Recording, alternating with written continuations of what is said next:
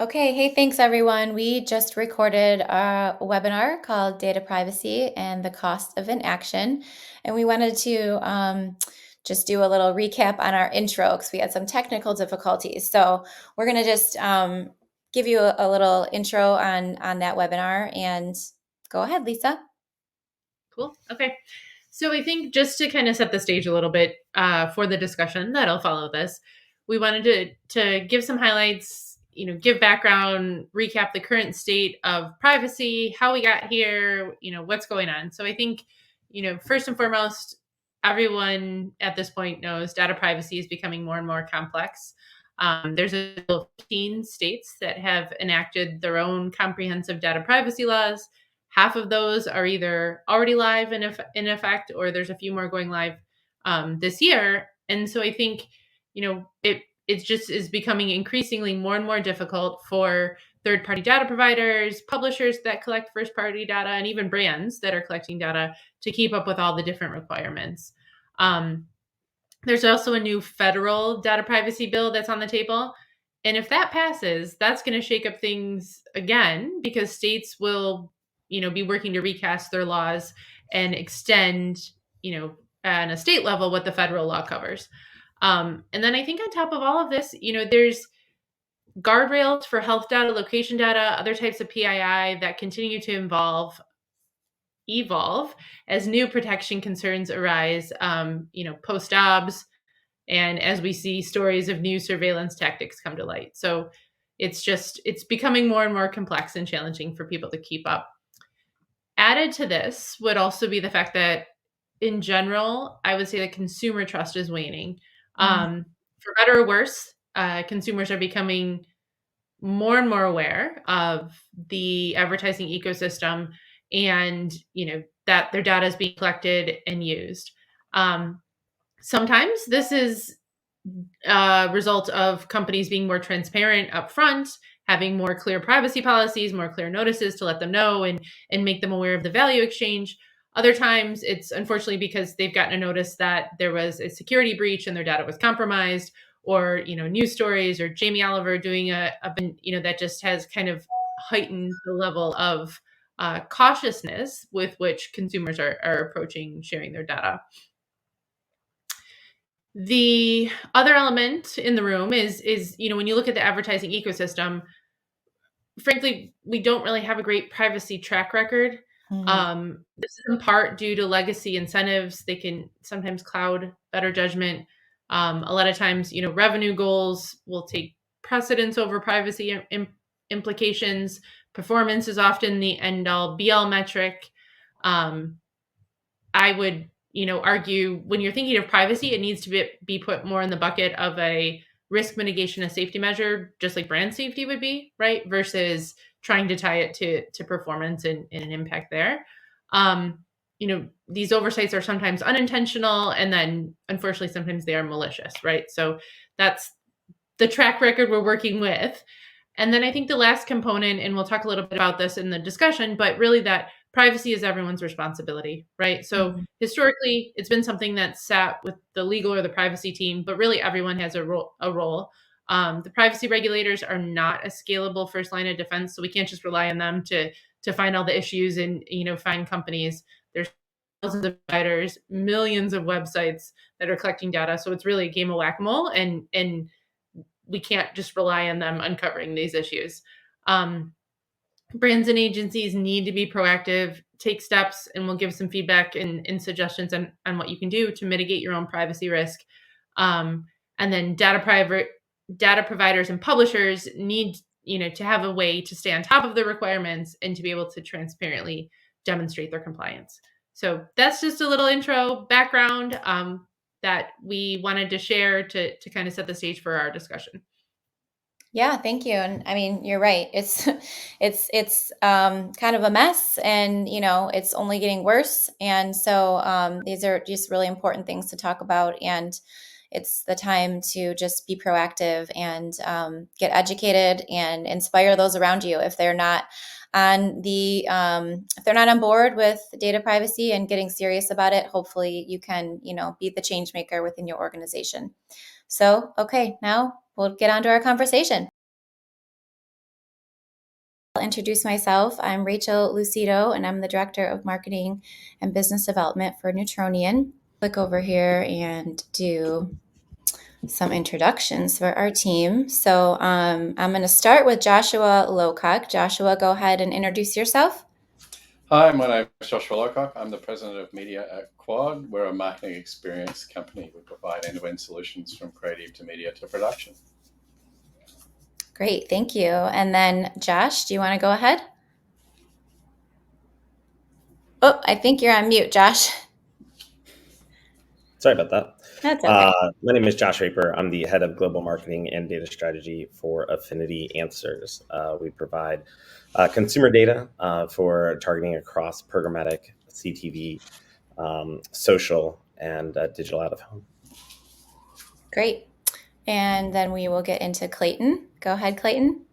Hi, everyone. I'm Clayton McLaughlin. I've spent the last 17, 18 years inside of ad agencies, large and small. And over the past year or so, I've actually been doing my own independent consulting. So I'm the principal of a marketing consulting group called VG86. Great, thank you. And last but not least, Lisa Abousaleh.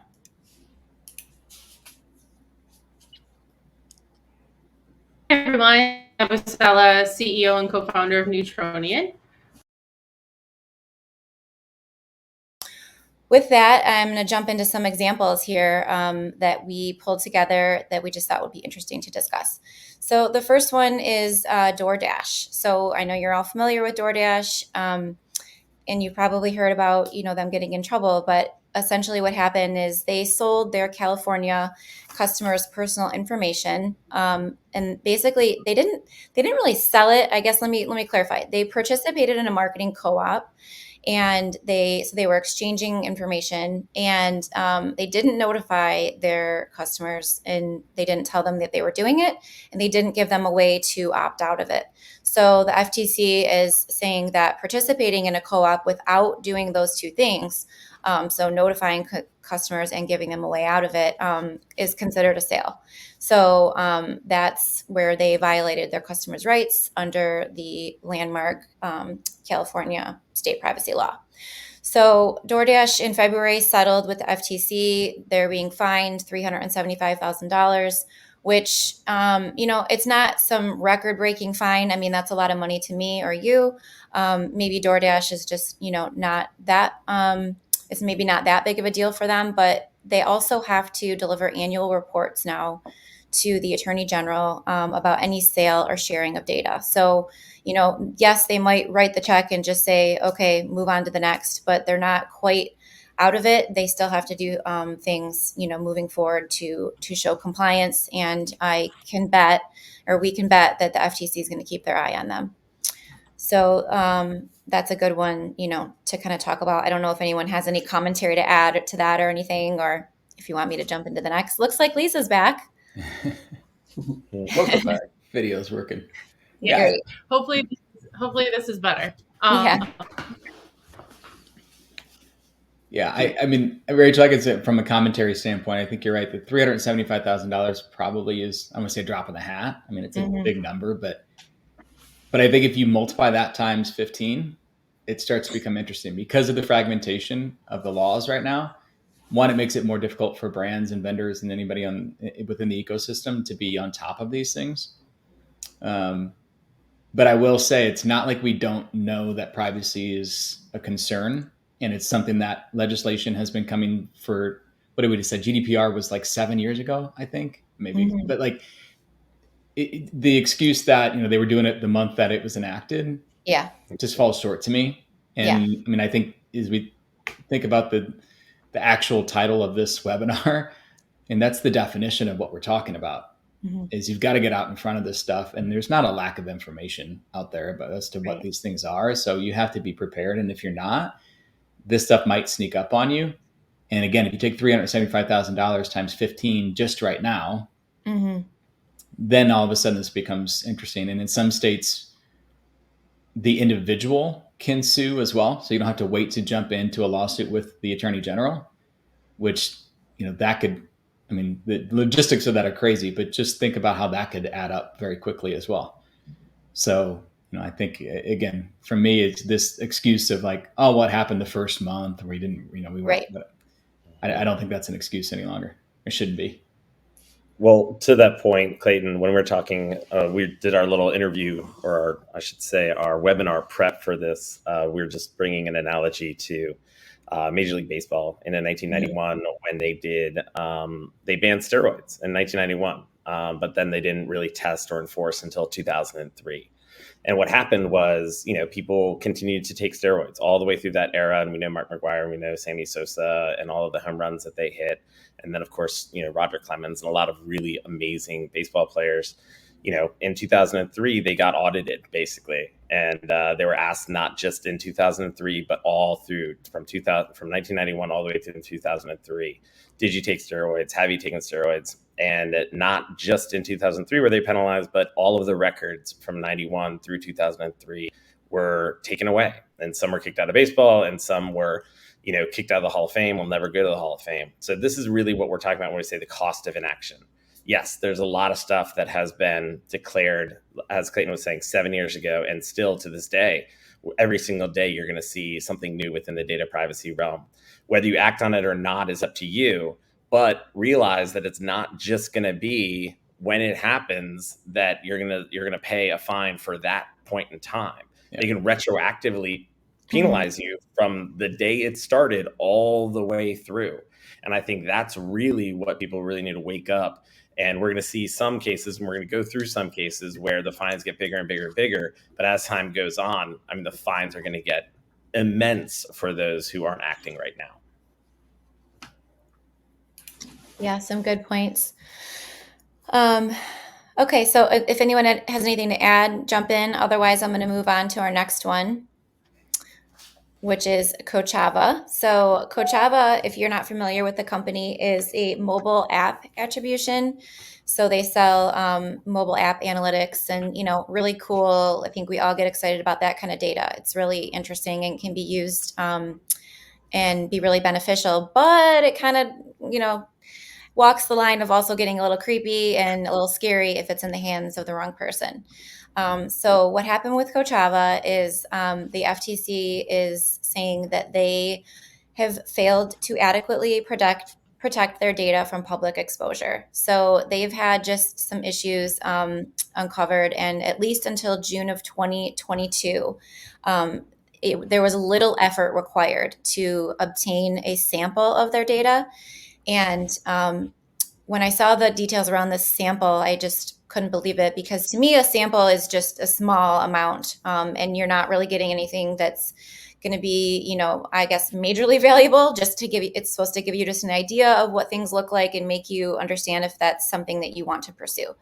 But their sample was 61 million unique mobile time-stamped location data points. So a lot of information, and it was including, again, timestamps and talking about location of where these people were. So very specific and sensitive information and identifiable at that. So just, not okay. And Kochava's, had a defense. They went back and forth. It got real messy. And they've been dealing with this with the FTC for almost 2 years now. Because the FTC first came after them in 2022, and then Kochava filed a motion to get it dismissed. They were granted that, and then FTC did not give up, which they came back in 2023, and this time it's not going away. So the legal stuff is proceeding, and I was not able to find a dollar amount in this one. I don't know that it's been released yet, but I think we can all agree that just knowing that going on 2 years of battling back and forth with the FTC is very costly in just time, right? So the CEO, whoever else in the company is getting pulled into all of this, is being pulled away from their day-to-day responsibilities for going on 2 years, fighting this and having to meet with legal and, doing reputation repair. So maybe even somebody in their communications department, it's like this is fallen on their plate where they're constantly trying to recover from bad press and things like that. So, not a great situation to be in, and, definitely could have been prevented. So let's talk about that. Like what who wants to chime in on this Yeah, one? I'll jump in first on that one. I think there's a couple of interesting things that come through on the FTC Kachava example, and that is, again, to what was raised earlier, is companies are very lackadaisical when it comes to listening to signals from regulators. And so the regulator oversight of location data has been in the crosshairs for a while, particularly around national security and other sensitivity concerns. So you'd have to be idiotic to not see that that was going to come. I think the other thing that needs to be factored in there is in the marketing world, there's the overall presumption and assumption that data collection will be used for innocent purposes. And what we've got to waken up to, and this is sort of the intersection of privacy with other interests, is the Kachava one is really a signal that data that's collected doesn't always have an altruistic purpose. It can be used by law enforcement for prosecution. It can be used by bad actors to commit crimes.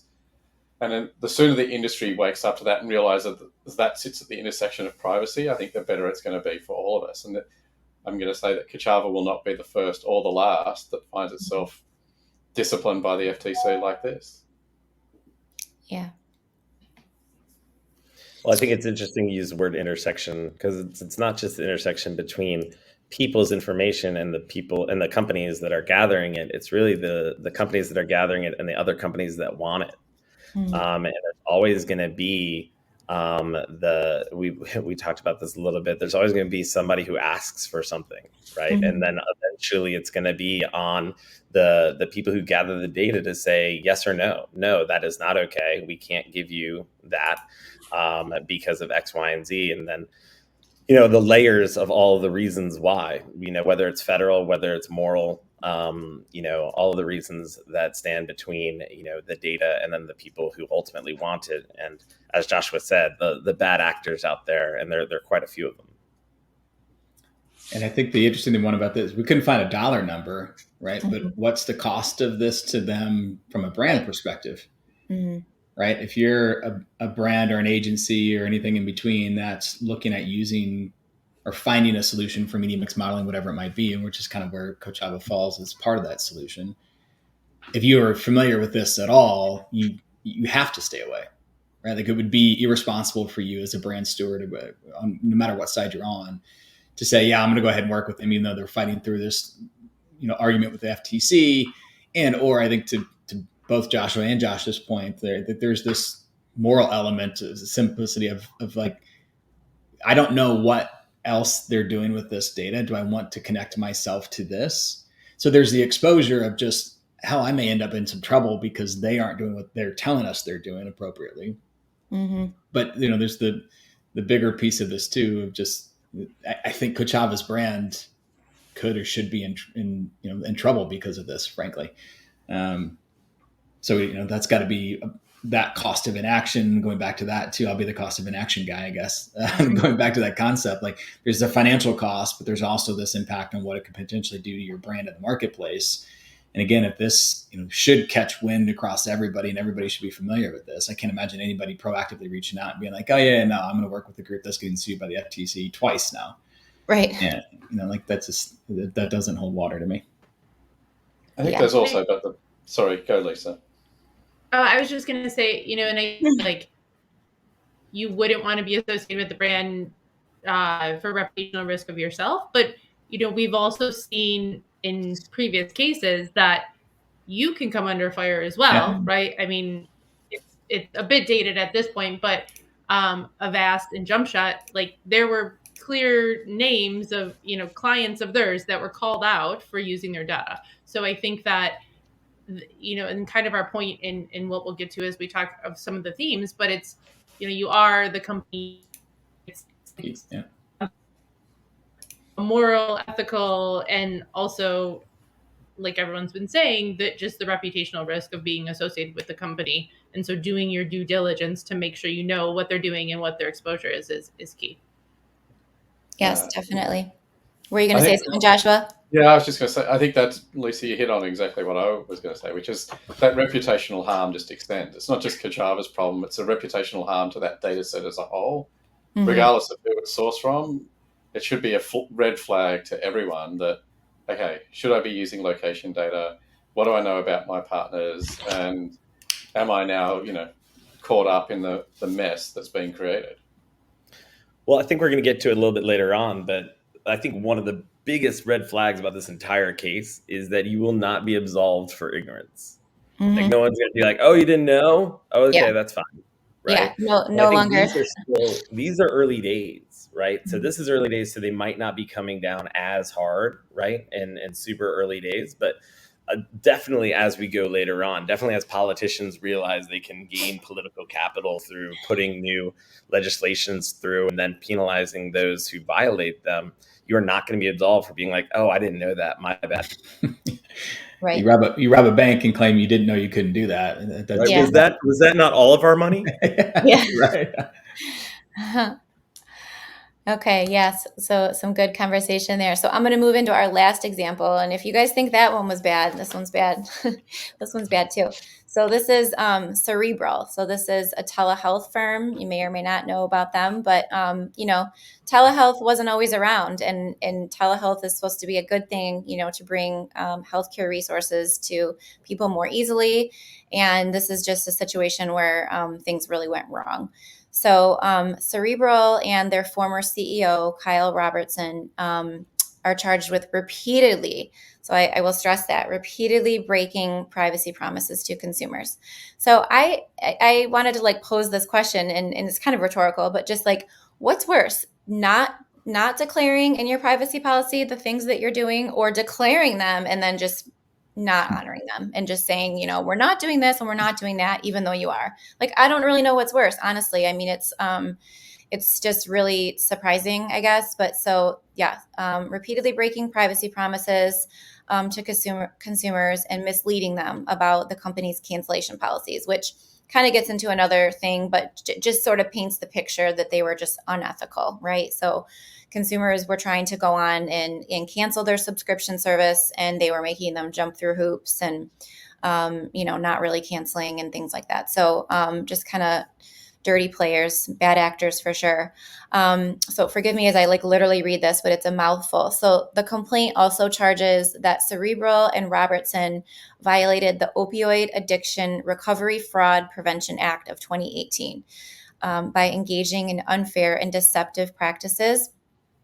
I just lost my spot. Deceptive practices with respect to substance abuse disorder treatment services. So what I mean by that is they were taking information, very sensitive information of 3.2 million consumers, sharing it with third parties, including LinkedIn, Snapchat, TikTok, and using tracking tools on their website to gather all of this sensitive information. So let's talk about the information gathered. So obviously name, phone number, email, that kind of stuff. As if that's not bad enough, we're talking birth date, demographic, IP address, pharmacy and health insurance information, prescription information, all kinds of stuff that you just clearly would not want to be shared with all of these people and all of these other entities. So the wording is literally that they engaged in careless marketing. So like I just described, all of those things, careless and, just very, very unethical, but also they also brought up an example, which I just, again, how does this happen? And nobody says, I don't think we should do that. They sent out postcards to their customers, and we all know a postcard doesn't come in an envelope. So the postcard had information describing, what they were being treated for. So maybe it referenced that they're depression or bipolar or whatever. I mean, can you imagine your neighbor getting your mail and then, they're just like, oh, Susie's, got some issues. I mean, it's just not, it's unbelievable that got through as many people in the company and printed and mailed out. But it did. So the company's got a lot of issues going on, and so careless marketing, improper or lack of training policies because multiple employees had access to things they didn't need, inadequate data privacy framework, and insecure data access methods. So they even discovered that ex-employees could still access the database and things like that. So a whole slew of bad things. It's really unbelievable. So the the impact here is that they were fined $10 million. They don't have $10 million. So more than likely it says that they will be forced to pay $2 million and then pay $5 million to make refunds to the customers that were trying to cancel and were not able to. And then they are required to come up with a comprehensive privacy policy and report on it annually. So we're going back to, just putting in a lot of time and extra resources to meet those requirements. And then they're being audited every 2 years for the next 20 years. So, I mean, this is not going away. It's something they're dealing with, for a really long time, if they even make it out of this. I mean, let's be honest. I don't know that anyone's going to be signing up for Cerebral after hearing about this. So let's talk about that one. Yeah, I think so. This one speaks to me of, a lot of times when you talk about privacy and compliance, there's the mindset that, oh, that's legal's problem, right? Or the privacy team's problem. And I think too often, if you have that narrow view on it, then these types of gaps can occur. At the point we're at right now, it's everyone's responsibility, and it needs to be something that is a consideration in every step of your process, every data element you're sourcing, every solution you're putting to market, and it really just needs to become like part of your regular doing business. And so I think it's unfortunate, but it kind of is that legacy mentality of like, oh yeah, legal reviewed it and we're good. But sometimes we see this even, and I'll give a quick example, but when we're looking at websites for some of the privacy scans that we're doing, we'll see 2 consent notices pop up on the website at the same time, right? And so what that tells me is, so we've kind of moved from it's just legal's job, but maybe someone in legal and you had someone in marketing, and they both had their own separate initiatives, and then went to the website team and got it deployed on the site, right? So it's like, it needs to be everyone's job, but also everyone needs to be communicating to make sure it's a easy and comprehensive, you're buttoned up, and there aren't those gaps or overlaps. Yeah, I mean, this is to me like the poster child for deceptive, poor data practices for all of the reasons that are laid out. And yeah, I agree wholeheartedly that I don't think Cerebral can make it through this unless they CEO change. I mean, the other interesting thing to me is that the CEO is named in this entire thing as well. Yeah. So it's not just the organization; it's an individual as well. So again, this one has hefty fines that come along with it. Not to mention the brand piece that is obviously going to, my estimation, destroy the brand or whatever it could be. But I think, at least a little bit to your point, like everybody's responsibility. I think too often we think of privacy in connection with the cookie world, where it's like the cookieless loss and privacy go together. And while they might be connected to some degree or another, they're totally different subjects and totally different responsibilities. But every organization needs to have a focus on your own practices, but also the partners and the vendors that you're using. I mean, again, I don't see any other names other than TikTok and LinkedIn and Snapchat. And they're lucky enough, I suppose, to be probably big enough where they kind of get absolved from this. So like, oh, we were just partnering with them, they were giving us, but like, who was doing the due diligence on that side? Mm-hmm. Right. And to give the Neutronian plug, like, in my agency world, we worked with Neutronian because we recognized that we didn't have the expertise to vet every one of our data partners and understand those pieces. And so we leaned on Neutronian to help us do that. And I think there's a world where a lot of organizations don't have that specialty or expertise and need help. I mean, we do the same thing. Like most of us probably either use the software or pay somebody else to do our taxes, right? Like we don't just do them in a spreadsheet ourselves. This is a little bit more important, I think, from a brand perspective, even. So, I think having somebody that knows what they're doing, whether that's internal or a partner, is crucial to this because it's only getting more complicated. To me, I think this, in reviewing this case, I think this reeks of just being a bad actor. Yeah. I think Cerebral intentionally and wantonly tried to make money off of information that they knew they shouldn't be making money off of, and they got caught. But I would give a huge warning to any of those out there who do partner. And Clayton mentioned it, and we're not sure what the downstream effects are going to be, but you, just because somebody has data and is willing to sell you data doesn't mean that it is legal. It doesn't mean that you should be using it, and it doesn't mean it doesn't need to be reviewed to see whether you can legally use it. And we'll see if anybody else gets dinged for using this data outside of just Cerebral. I think like they're all valid points. I think the mistake, and this is where companies like Neutronian are important, and validating terms and conditions is important, is people make the assumption that when someone goes, we've got the data, and it's been provided with consent, everyone just sort of nods their heads and accepts that as true and factual, and doesn't actually go, okay, even if it was provided with consent, is it actually ethical and legally collected? Because this is not the only company that's been sort of caught up in the opioid issue. Like Publicis, who's allegedly a legitimate operator, had the same issue as well, and people mask consent as being approval, but then they consent was indirect, like, oh, you signed in, and there was a box that you had to tick to sign in, and Right. like it's not deliberate explicit consent and informed consent where people are aware it's going on. And I always think about in New York City restaurant grades, there's a big ABC on the front of a restaurant, and C restaurants you wouldn't go into because you're clearly informed of like the sketchy practices going on. This is why you need someone else going over and going, hey, wait a minute, they might be asking for consent, but it's buried in page 37 on the terms and conditions, and they're forced into arbitration. They can't take legal action, and they can't opt out, and so it's not real consent in any way, shape, or form. That's the thing that we all need to push back on. 100%. Does anybody go into B restaurants? Because I'm a little worried about B even.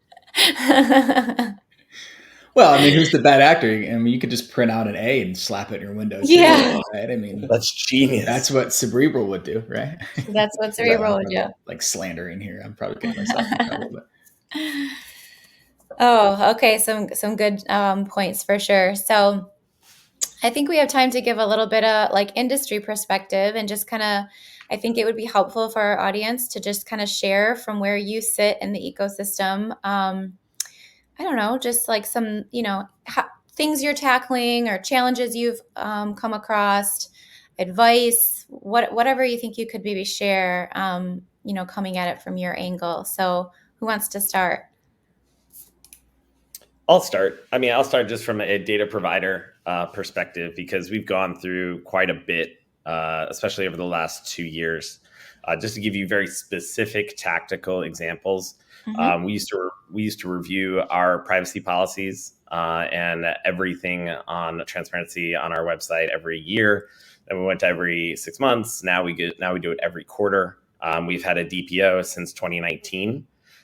We've had to make consistent investments, and I mean, we're talking about quadrupling the spend that we've done on privacy over the last 1.5 to 2 years. We now have hundreds of opt-outs that come in every single day that we have to respond to within 15 days or 45 days, depending on the state. And so we have an entire team that now is responsible that we didn't have before. Right. And these are all the investments that we need to do. It's the same business that we were in. It's the same stuff that we were doing from 2 years ago. But now we have to pay, you're looking at about 20% more in just overhead just to do business. And of course, we work with Neutronian, another shameless plug for Neutronian. But we work with Neutronian to make sure that we are doing it the right way. I think one of the things, just for everybody out there, even though this is a panel and we have, amazing kind of experience within this panel, there's a lot of stuff we don't know. And I think that it's okay to say that we don't know. to partner with, teams at Neutronian, or partner with other teams, DPOs, because this stuff is coming so quickly from all different sides. I mean, we were talking about state by state, but even certain states like Washington are coming out with category specific. So My Health, My Data out of Washington is going to have national implications above and beyond. And so when we're delivering data or when we're getting requests, again, people are always going to ask for stuff, right? And can we do it? Maybe. Should we do it? I think that's the big question. Mm-hmm. And we have to ask ourselves that every time we deliver data to somebody. Should we do this? And then we have to go to resources and ask them, is this a really good idea for us to do this? Is it, legally and morally correct? And is this going to be a reflection on our business, not just today, but to come, because we know reputation in this business is super important. So a lot of tactical things that people are going to start facing. But then I think just in general, arm yourselves with people all around you from different sides of the business, because not everyone's going to know everything. And then start getting to work now, because it's going to be a very long process. Yes, thank you. That was an excellent example. Joshua or Clayton, do you have anything you want to chime in with? Yeah, I'll jump in. So the things that always occur to me is, and we brought up that there's more than California that has a privacy regulation. The thing I always stress to clients and brands is update your privacy policy to reflect the fact that it's not just California. Even on random audits that I do, the amount of companies that still say, we abide by California's law and we only protect people from California, and sort of forget that the rest of the country exists. That's a warning that your company's not got things right. The second one that I tell my team to do, and I encourage everyone to do, is if you live in one of the great states that has a privacy regulation, when someone comes in and tells you they've got data or they're privacy compliant, and you should just trust them, go hit their website as a consumer, go down the bottom, click on the privacy policy or do not sell link, and see what happens. Go through the process. It takes 30 seconds of your time. It is worth doing. I know you can't do it on a continual basis, and that's why technology partners like Neutronian are important. But doing that is an important step to actually understand exactly what's going on. And then the third one I always say is, don't assume all claims are valid. No one will come into your office and tell you that their data was collected illegally without permission is non-compliant, right, because they know that you're not going to take the meeting. So I never take those claims at face value, because salespeople have been indoctrinated to tell you that. Mm-hmm. They don't know whether it's true. Don't trust them. Don't trust those claims. Check, check, check, check, check. Great advice. Clayton, what do you got? I mean, just adding on, when you, from an agency perspective, you talk about, I think a lot of your clients don't know these things. Even the largest ones in the world maybe have, a legal counsel that has been briefed on it or something along those lines. Like, very few organizations have data teams. And when I mean data, I mean, these practices, front end data, as I call it, targeting data. How are we, finding addressable audiences? And so I think, one, you might be able to differentiate yourself from an agency perspective by having these expertise internally. And whether you are building that or you're partnering with somebody, that might be an interesting way to go about it. But I always said too, in my experience in 18 years, I was never fired as a agency for being too strategic or bringing forward thinking things to the table. You're always, whenever there's an exit interview with a client, they always state, you're never strategic enough for us. You never got the big ideas. And it's like, these aren't necessarily big ideas. These are fundamentals that are required now. So yes, there's 15 states, but last week there was also, federal legislation that was brought to the table again that seems to have more sort of acceptance in both sides of the aisle than anything else that's been brought to the table so far. So, but the expectation is that that's only going to go so far, and the individual states are still going to work on their own pieces. So there's going to be this fragmentation, to add on to what Josh was saying. And it makes things more complicated. So you have to have somebody or a team or some solution that looks into this appropriately, because this is not something that is going to go away. This is not something that's small. It has the potential, again, to be very financially destructive, as well as brand destructive and those sort of pieces. So for me, it's just, you have to be proactive and you have to stay on top of this, whether you're a client agency or anywhere in between. And there are good partners out there. And so that's the other piece too. You may have to vet them. And as somebody that's, has both bought and sold solutions at this point in my career, going through these long procurement processes are a pain in the ass, but I get it, and so I think that's an important piece too, is, know that there is a process and there are partners out there that do this the right way, that do have explicit opt-in consents, and is not, the uncheck a box 62 pages in. I think Joshua saved a pretty funny URL and sent it out when we were preparing for this, that brings you through a little bit of a game to see how ridiculous, consent actually can be to collect. So maybe we share that too, but yeah, I think it's, you just have to be proactive and disconnect this from all things cookie related or all things from that perspective, because this is more of a moral and ethical sort of question than it is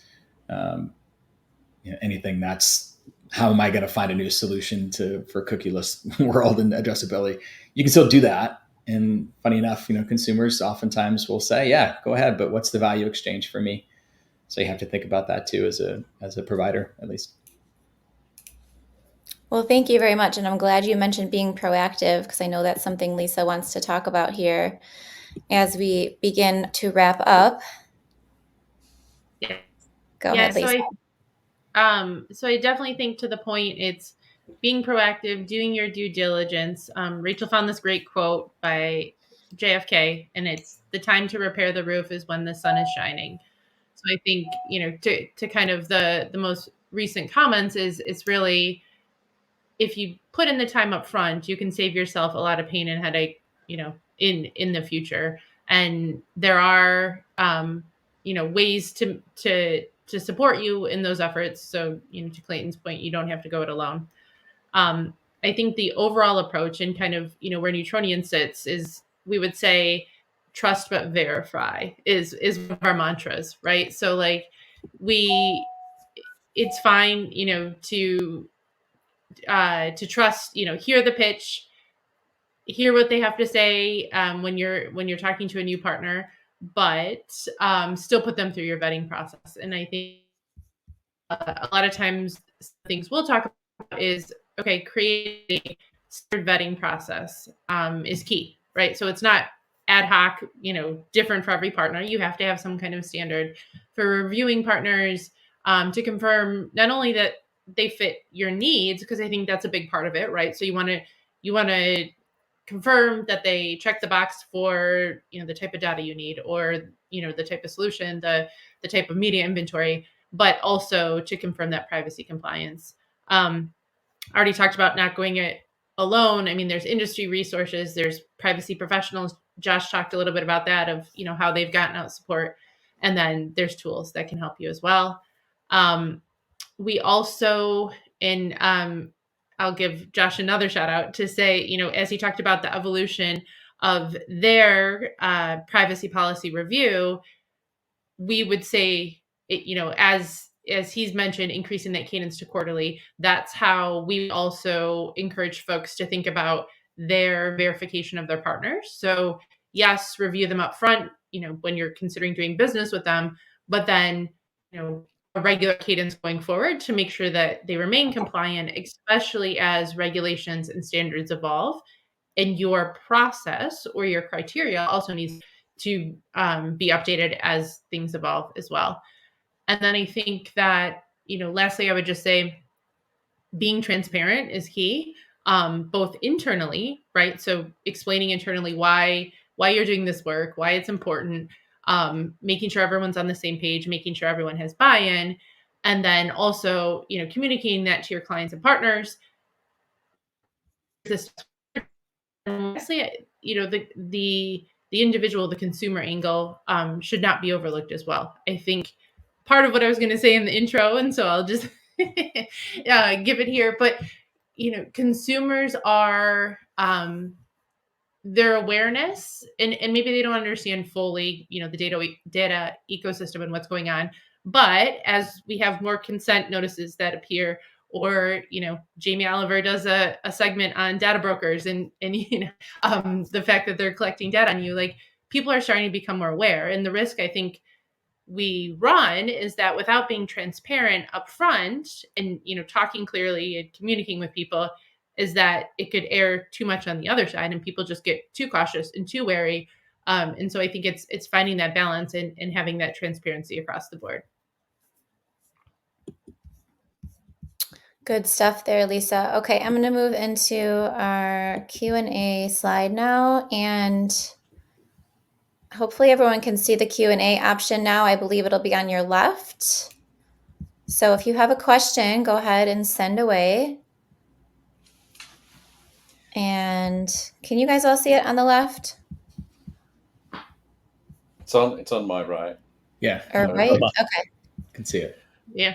But Okay. while we wait for those to come in, I'll share the URL that was teased earlier. If you go Oh, yeah, please do. termsandconditions.game, so termsandconditions.game, it's a series of opt-in consent prompts written by, I'll say, mostly evil bad actors to demonstrate that why consent doesn't necessarily mean consent, because T&C prompts and opt-in consents can be framed in a way that's impossible to answer efficiently. Yeah, that was fun. I'm glad you or whoever brought that up. Yeah. And I'll say that I surprisingly didn't score very well on it. So yeah, even if you're informed and understand privacy, it's almost near impossible to get through. Well, I was laughing with Lisa. So there's math questions in there. It's like, I don't do math. It's not really my thing. Oh, too funny. Okay, let's see if we get a question here. Did we cover it all? Hopefully everyone can see. Yeah, maybe we just did such a good job. Yeah. Oh, here we go. I knew we would get some. Okay. It says, what's the game plan once all customers decide to opt out of data collection? So basically talking about that extreme scenario where, yeah. I'd love to take that one, because there's actually a two-part answer to that. And the first one is, under most privacy regulations, you can't actually discriminate against people that opt out.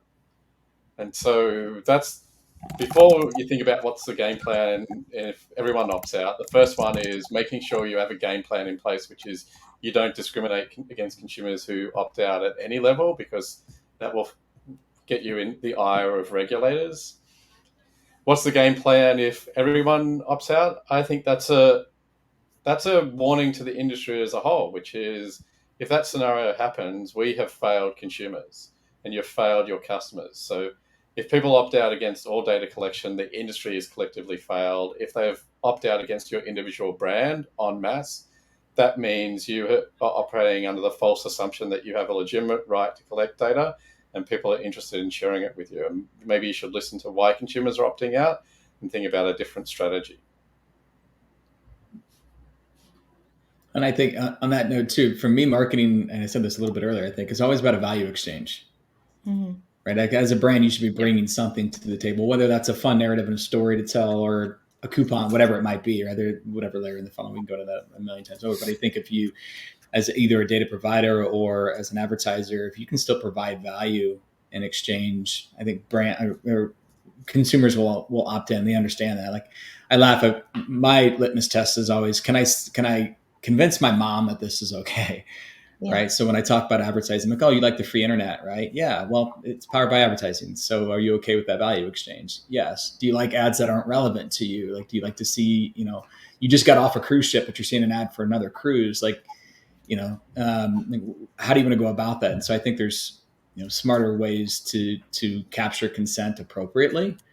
Obviously all the things we already talked about, but then there's also, it's not like there's other signals that we can't use that aren't consumer specific, right? I mean, if we know that they're reading about autos, it's a little bit of old school marketing. Like, we've become so spoiled as digital marketers to feel like we need to know everything, and this idea of one-to-one, and we've almost lost the capability to just do, smart contextual work and really build a brand over time.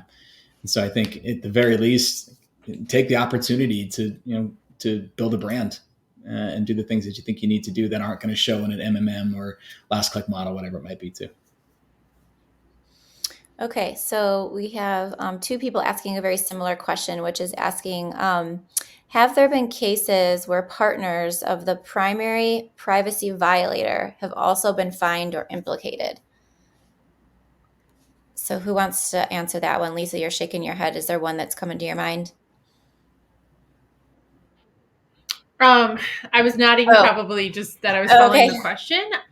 I think I mean, the realist example is one I mentioned earlier. I think it's definitely, implicated or reputational risk. Mhm. Guilty by association doing business. I think we've seen examples of that, if not in the like formal complaint by the regulators. In the press, in the news. I think that's what's coming to mind for me is just being named. I don't know if there's actually been. I don't believe there's been, at least in the US, that they've gone to the extent of finding someone that's been using the data. Mhm. Can But I can give a bit. panelists chime in if you know. Yeah, so I think the closest one for that was the Facebook settlement with the Department of Same thing. Justice, and that was around housing, financial services, and employment ads.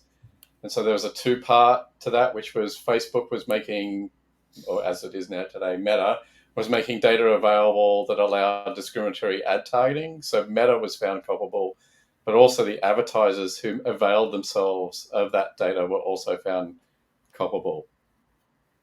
And it was mentioned earlier, the Washington My Health My Data. In that, I believe there is an upstream version. So anybody that's using the data could potentially be implicated in it as well, and that's written into the legislation. So it's it's an interesting piece that while so far we've always looked at the actual data partner themselves as the core of this thing, I think there's actual legal ease now that will stay. And it's also using this data could potentially be implicated in this as well. So it opens up the door for a much broader reach. And that's the same one that has the individuals then can bring a suit to. So I think that really starts to, it's broadening the scope a lot in what can and can't be used. Now that's health specific, but they also broaden the health category in that sense. Like facial lotion now is considered part of the health category. So like all of a sudden, L'Oreal and P&G and these brands are now being pulled into this as well. And they may not even know it. So. Yep. I think, traditionally, to prevent from that, if it's upstream or downstream, but people have written it in their contract provisions, right? So when they work with a partner, they'll have a clause that says, states that they must abide by privacy legislation. I don't think if we get to that point where there are fines for, using data that was, unethically collected or provisioned, I don't think just having that in your contract clause will hold water, right? Like I think it needs to get to the point where we're talking about where there has to be, systematic process in place and due diligence that you can point to and say, look, we looked under the hood, we asked the questions, we did our verification, they weren't transparent or didn't share information with us. Then I think that's a much stronger case and can protect you in that way versus just be pointing to a contract clause and saying, look, we wrote in the contract. Because I think that's been kind of historically the way that folks have approached it, to kind of pass the responsibility down the chain. But I don't think that will be sufficient if once we get to that point. Well, Yeah. I think it's two principles. I think number one, as we're talking about, ignorance isn't going to absolve you. And then I think the second one is, who is a class action going to go after? The tiny ad tech company or Coca-Cola? Yeah. Right. They're gonna follow the money, and they're gonna sue the largest entity possible. And like you said, Lisa, one line in that contract that says "make sure you do good" isn't gonna absolve not gonna cut it. Coca-Cola from any culpability that comes their way. Yeah. Yeah. Definitely. And, there's like no better way to attract the FTC's attention than by being associated, right? So that goes back to the company you keep. I know, Lisa, you always say that, and it's true.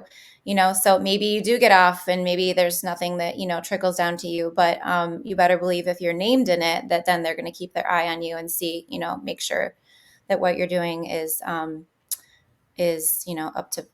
up to par. So, okay, let me see here. What are some other questions here? We have, what are some tools, or I know we're almost out of time here. What are some tools or techniques that you can use to properly vet data partners? Oh, this is a good one.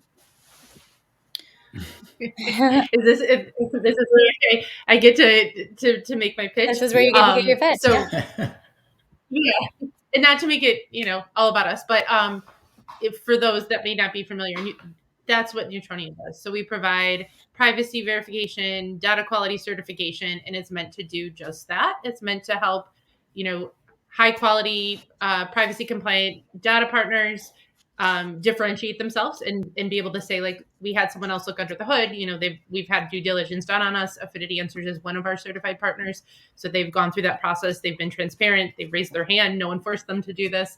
And then we also have our privacy scan. And so that's where, we're going through and we're looking at the completeness of privacy disclosures, availability of consent mechanisms, how easy it is for someone to find and then execute a subject access request or, any of their rights under the privacy laws. And so that's something that we're doing at scale across, the ecosystem.